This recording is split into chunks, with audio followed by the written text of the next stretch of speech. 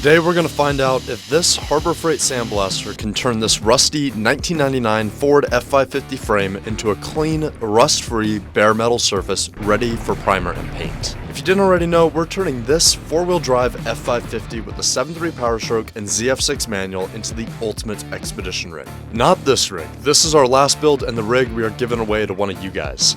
If you don't know, the whole idea behind this channel is to build cool rigs, film it, give anyone a chance to win one, and supporting our public lands in the process. As I edit this video, I'm actually sitting cliffside overlooking a lake filming our last adventure series in this rig, and we're gonna have a full video tour coming out soon.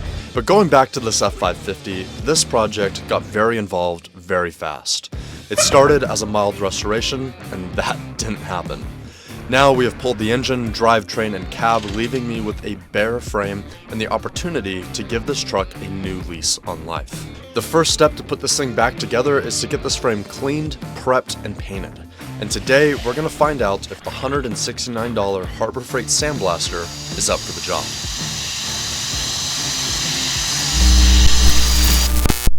This frame is about 25 years old, and as you can see, we took the entire thing down to nothing. There are no brake lines, there are no body mounts, so this is the perfect time to get in here and sandblast the entire thing. There is plenty to get off. Once this frame is sandblasted and cleaned, then we can paint it and start a reassembly, but it's all in the prep work, and that's where the sandblaster comes in. The game plan today is to take this frame out of the garage, get it pressure washed, then we're going to be doing some slight modifications to the Harbor Freight Sandblaster before we actually start using it.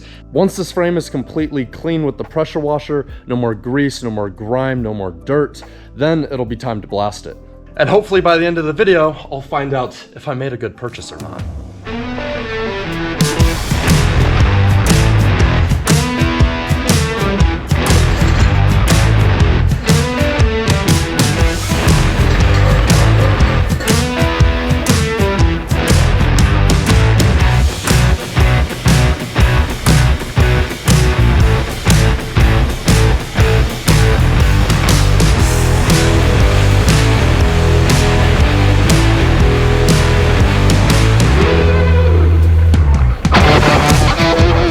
Did it without breaking the dolly.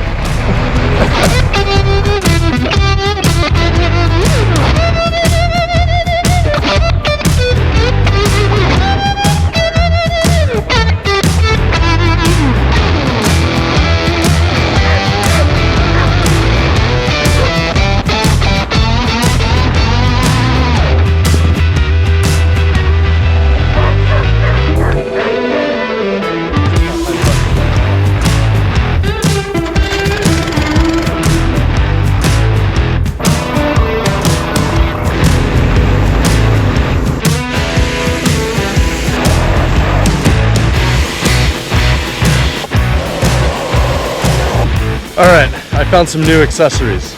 This is a foam cannon full of degreaser, so that should help with a little bit of the greasiness on this thing. I think right now we're shooting with like a 35-degree tip, and I have a 15-degree tip and a 0-degree tip in there, and that should help cut through some of this stuff. See this stuff right here around the edges?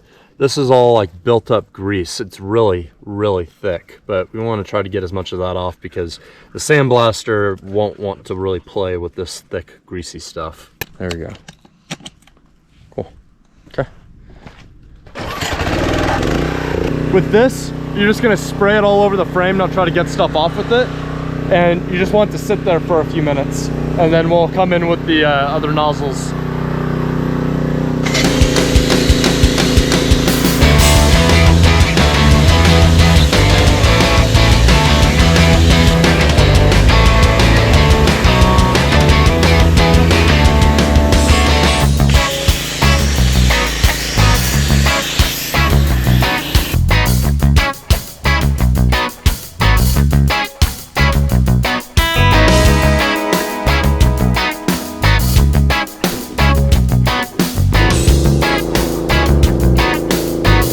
How'd you like the foam cannon? It was fun.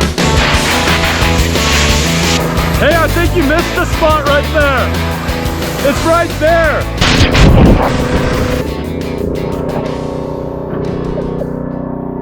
I just found the only rust on the frame, like true rust. I'll try to show you guys. So it looks like in this spot right here, there's no way for the water to actually drain out. You can see it's actually pretty pitted in there. So pitted like that. And then on the back here, you can see there's this bracket welded in there and here. And I would tend not to think that that's factory, except for that rivet right there that goes into it.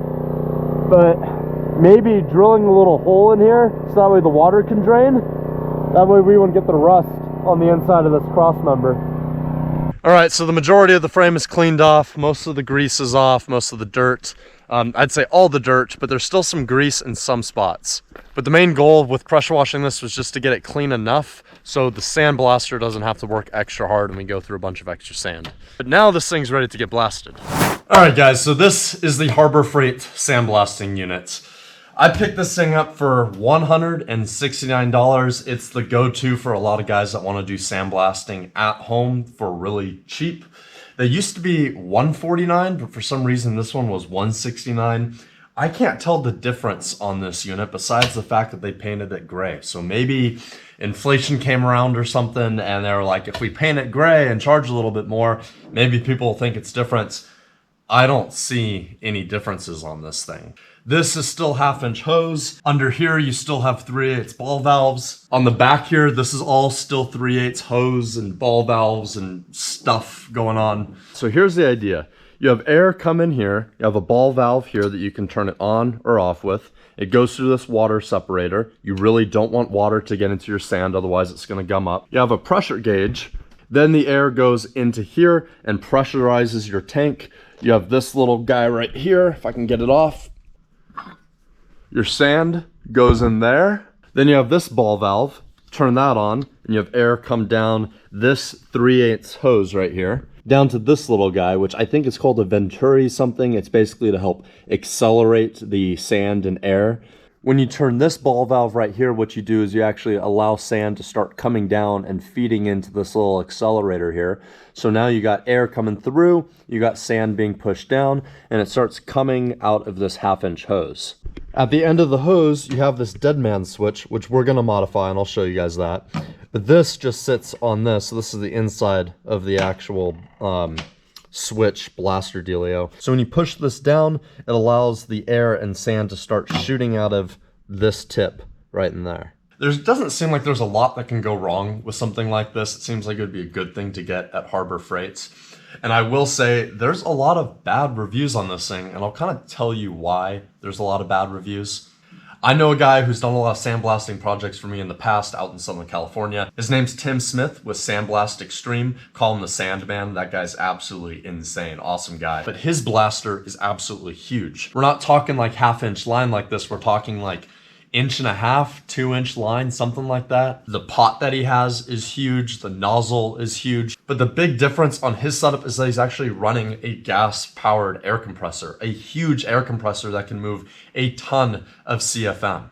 Ultimately, the amount of airflow that you can get through this thing is probably the most important thing. It's what's going to be the difference between sitting there at one spot for 5 minutes trying to get it clean and being able to just get through it really fast. So there's a lot of bad reviews on this thing, but the thing is most DIYers only have like a pancake air compressor or a small one that's running like 5, 10, 12, even 15 CFM.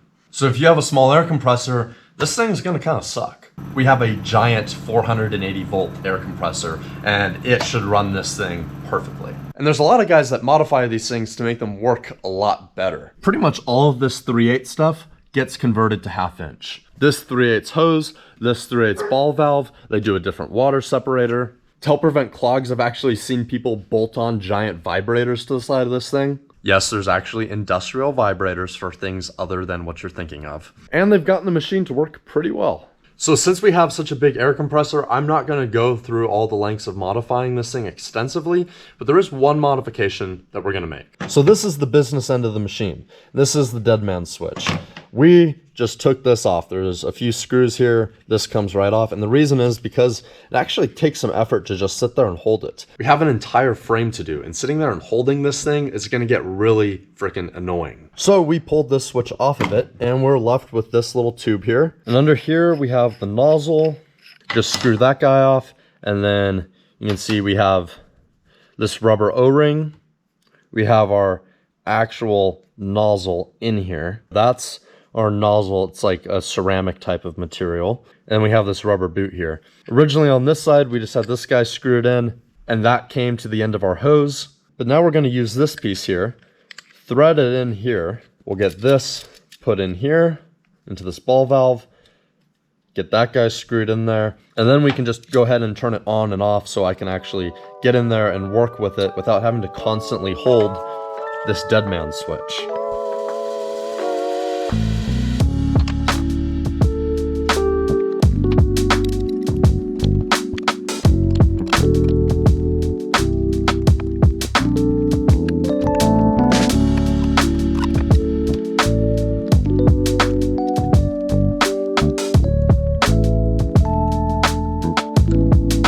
All right, let's get blasted.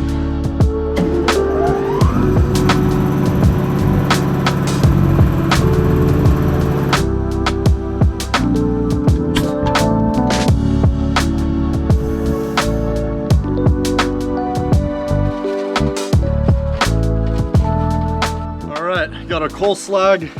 Gotta put some more in here. We already have a little bit, but add some more. By the way, guys, we got flashlights and headlamps on our website. It's one of the things that you can buy on the site that's actually gear. That'll be entries towards the giveaway rig. But I got a question for you. Do you guys think that we should look at doing some knives and multi-tools in there too? Been thinking about adding those for a little bit. I like the useful stuff. So if you guys want to see multi-tools or knives, put that down in the comments.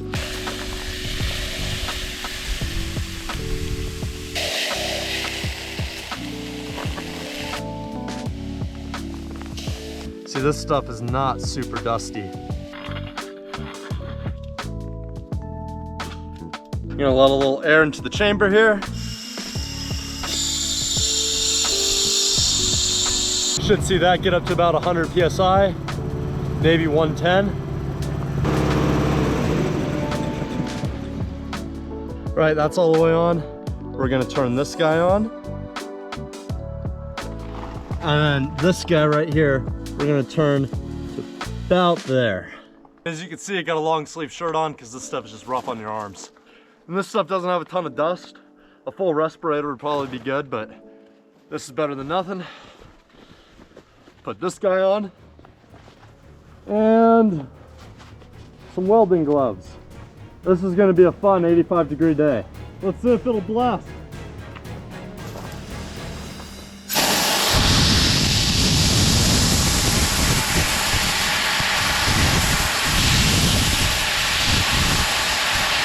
Okay, no sand's coming out.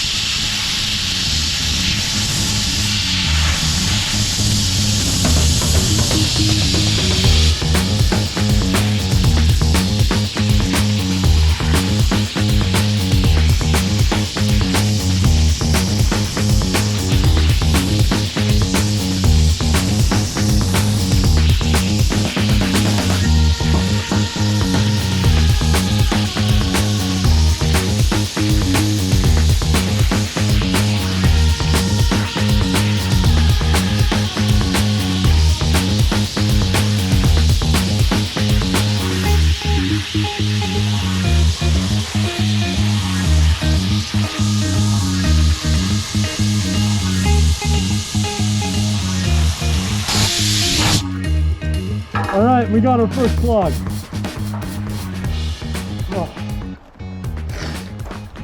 Oh my gosh, that's sweaty in there. Start with looking at our tip. Tip's clear. Hopefully I didn't just go through 50 pounds of sand. All right, after checking it, it was that valve right there. That's what clogged. So I just cleared it. I'll get right back to it. Look at this though. That's pretty cool. That's very cool. Going from that to that. All right, let's see if we can get some close-ups without destroying the GoPro.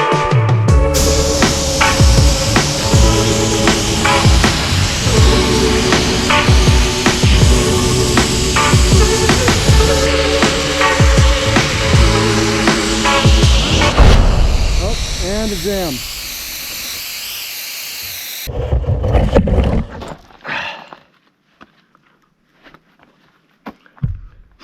All right, so this jam appears to be in the nozzle. Hear that? This one is indeed in the nozzle. I don't know if you guys can see in there, but it's clogged. Can you guys see that? There's a piece there. That was just too large for the nozzle.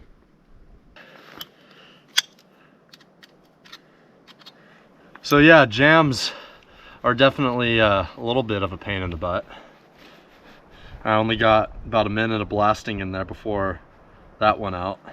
But by looking at it, that may have been preventable if I had sifted the sand before I actually put it into this thing, because there's no way around that one. That piece was just too large to go through the nozzle.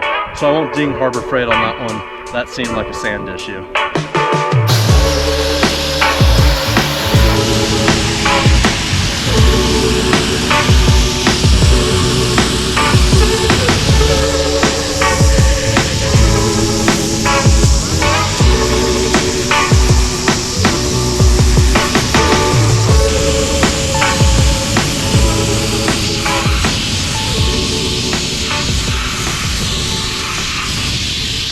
Here's what we got done so far. So we got this back half of the frame. There's still some stuff I need to come back and hit, but slowly working my way through it all. And it's just kind of, you can see little spots that aren't hit quite as well, but it's just slowly working through this thing. And you can really see the grit right there, and it's taking it down. But through the course of doing this, I've had to unjam it probably 12 to 15 times so far, so that's not so great. You guys see that right there? The camera won't focus on it. That's not the problem with the Harbor Freight Blaster, that's a problem with the media.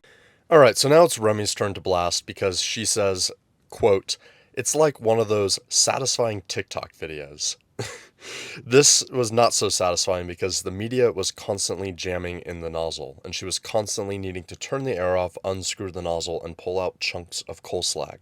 This made it take so much longer to blast because your time was constantly spent divided between blasting and unclogging the nozzle.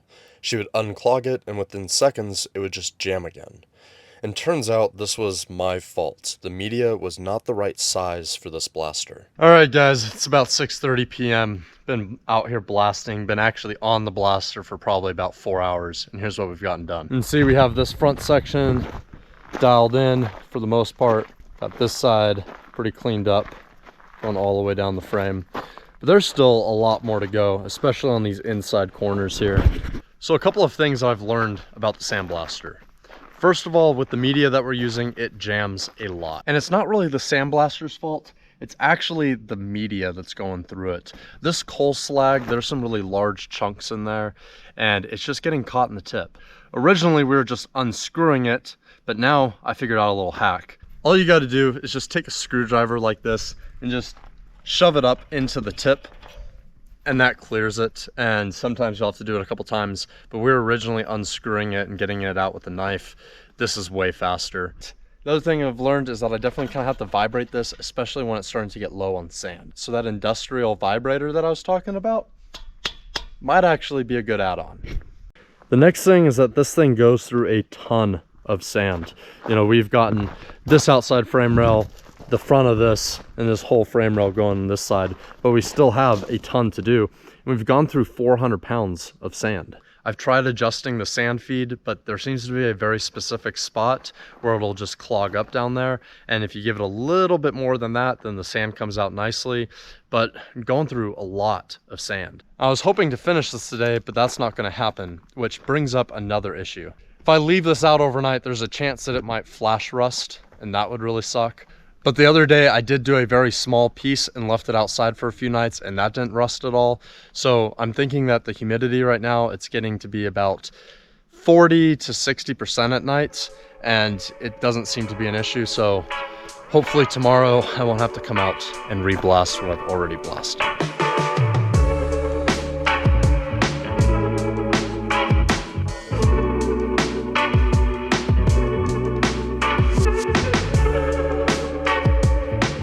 All right, it is now day 3 of sandblasting this frame. Yesterday I went to go turn this thing on, and I spent the next 3 hours trying to get this thing to work. The sandblaster just did not go. It just continued to clog right down in there. And no matter what I did, it would not work. So I had to go to the nearest town that actually had sandblasting sand. I had to call a powder coating company and ask them where they found their sand. And that's when we found SRI, or Silica Resources Incorporated. So we're gonna try out this media. This is actually a sand. I'm definitely gonna need to use a mask with this stuff because there is silica in it. Hopefully this stuff works a lot better. And the cool thing is that this was only $12.50 for a 100-pound bag, while our coal slag was about $15 for 50 pounds. But there's something else I figured out while I was at Tractor Supply. This is what they had at the Tractor Supply I first went to, and it's not labeled anywhere on here that I can find, but this is a medium grit. Then this red one right here is a fine grit coal slag. So we're also gonna try this and see if that's part of the reason why this black stuff wasn't working. I think that this just might be too big to go through the nozzle.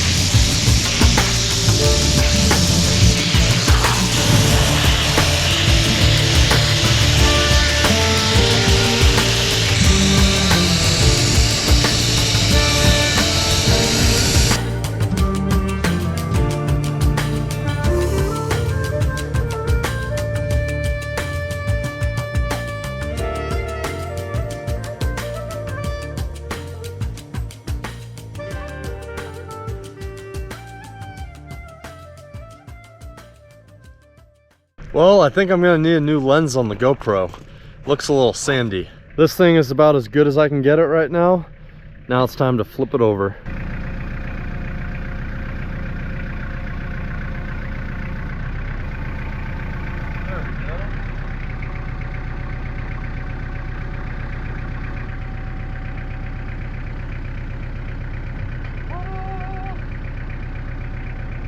I'm really glad that the GoPro 9 has these little lens protectors that go over it.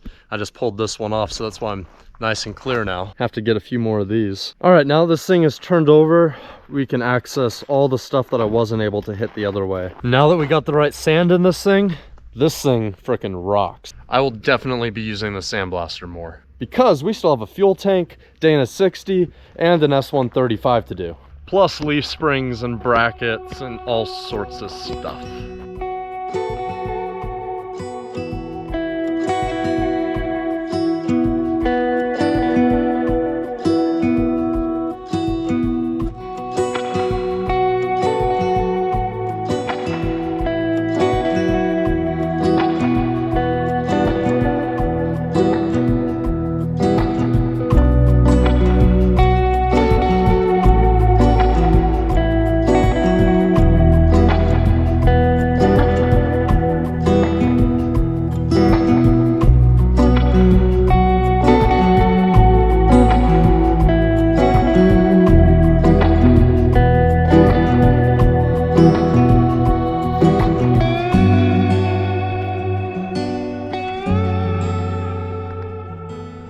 right, it is day 5 and this frame is done. This thing looks absolutely beautiful right now. So I spent this morning really working through all the detail sections, trying to get in here, you know, all the holes, getting those filled. There's a lot of spots like back in here and in here that are just really difficult to get to, but we still got a lot of it off.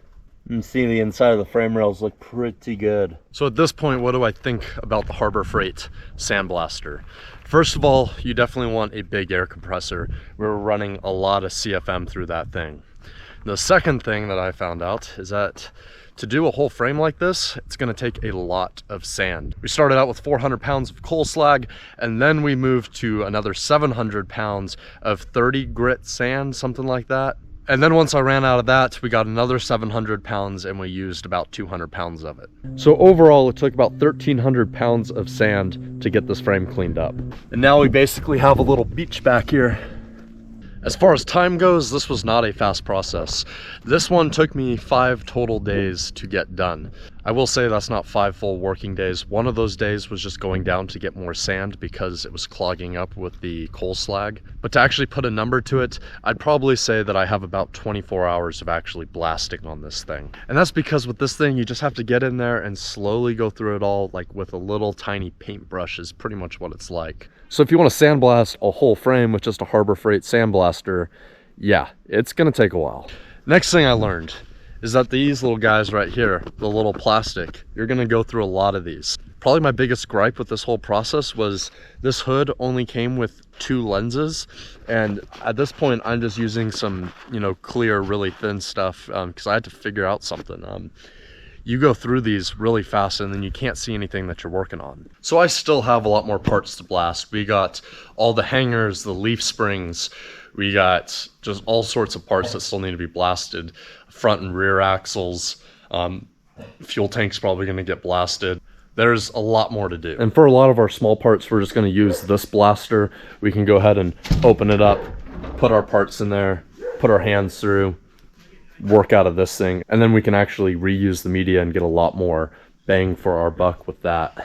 Plus I don't have to get covered in sand. I was the sand man there for a couple days. And now that this frame is completely clean, it's time to go ahead and get it painted. Winter is coming, humidity levels are starting to rise, so I'm trying to get all the paint work done before it gets too humid out and, you know, snow starts falling on the ground out here. So in my next video, we'll get this thing painted.